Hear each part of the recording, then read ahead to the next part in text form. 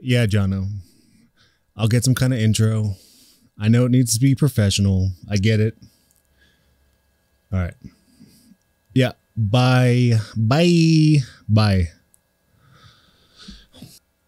Hi, I'm Gerald Fjord. It's good to have you back. No, wait, that's Heimbach. Damn it. Okay. Hi. Man, that's Andrew Huang. All right, I'll come up with an intro. Anyways, it's Gerald Fjord, Gerald's Gjear. Today we're going to be talking about the 4ms Percussion Interface. It's a really cool module that I think is misunderstood, at least by me before I got it, of the potential that you have there. Let me preface all of this by just saying that there's a lot to experiment with here in the terms of the way that it's used, and I don't think that maybe that's the norm.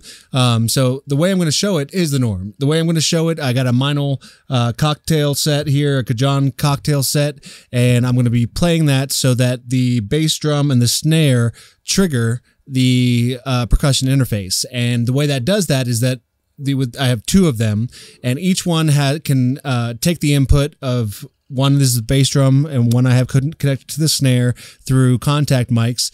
And as it gets to the input, it's going to create gates for each one. And then there's an envelope. You can have the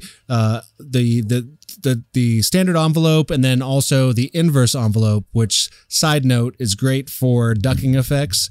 But I'm not using that here, but that's really cool. One of the really cool ways to use that. So then on the percussion interface expander, you have another envelope that you can use too. So on that one, you can have the generate or follow. So you can generate standard triggers or envelopes that are, no matter how hard you hit it, it's going to be the same. Or you can set it to follow, which is an envelope follower. So you can do some really cool stuff, especially with how the pressure that you're either hitting something or velocity, which I'll explain through other things, because you can run a drum machine through this. You can use your modular, which it's actually a great utility module. You can have it so your kick goes through there. You can easily create a side chain effects so that you get ducking effects.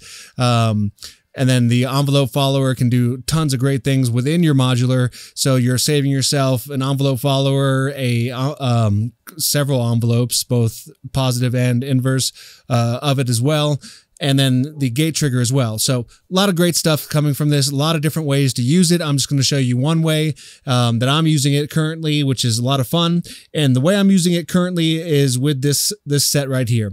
And with this, again, I have a contact mic in the kick and the snare, and each one is going through a different percussion interface. So to separate them for you, I have the bass drum. The bass drum is actually doing the entire clocking and sequencing of everything that you hear. So every time I hit that bass drum, you're going to hear the clock move, and that's going to move the sequence as well. So I have the sequence going through a metamorph into symphonian, and that way, if I hit that, but I hit the snare and I don't hit the bass drum again, keep hitting the snare, it's going to stay in that same note that I'm hitting for the rings and surface, which I have on the snare.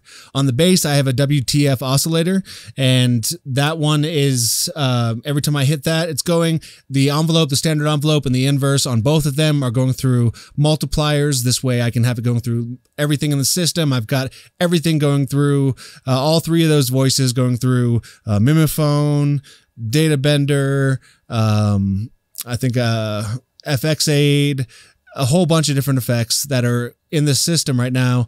With that, I got this entire sequence going. I also have a third. I want to get two more percussion interfaces so I can hook up the other two drums here.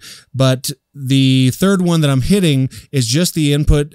So you actually hear the contact mic of me hitting that, and it's going through the magneto, but the magneto is being altered by two different envelopes, one from the bass drum, one from the snare. So depending on how quickly close to hitting that third drum that I hit, it will alter the sound on how close it is hit to the bass drum or the snare. So depending on that. So a lot of cool different things going on here. Check it out. Hope you enjoy.